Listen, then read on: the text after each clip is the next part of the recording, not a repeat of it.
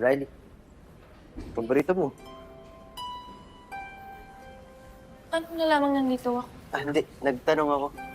Tsaka napalitan ko rin yung nangyari kay Kuya Rambo. Kumusta na pala siya? Okay na siya. Okay na. Pero ba't parang malungkot ka pa rin? May tanong ako sa'yo. Pag may nalaman kang secret tungkol sa family mo, sasabihin mo ba yun dun sa taong concern?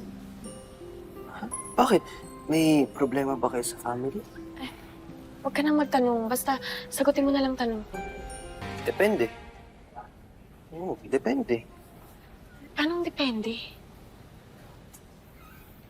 Alam mo, Riley, minsan nagiging sekreto ang isang bagay at hindi mo na ipinapaalam.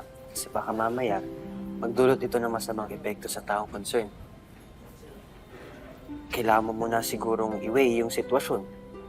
Kung makakasama ba siya o makakabuti. Alam mo, may mga pagkakataon na mas mabuti nang hindi niya malaman. Kasi truth hurts, di ba? Unless it's a matter of life and death. Pag gano'n na yung sitwasyon, kailangan na talaga niya malaman. Pero kung hindi man, hindi, might as well, maging secret na lang muna siya. Ba? Tama ka. Huwag na lang sabihin at maging sikreto na lang kung ano man yun. Ano ba kasi yung secret na yun eh? Na-intriga tuloy ako.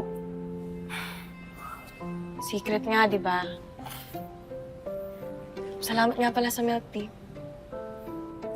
Alam mo, may isa ka pang milk tea sa akin kapag sinabi mo sa akin yung secret mo. Oh,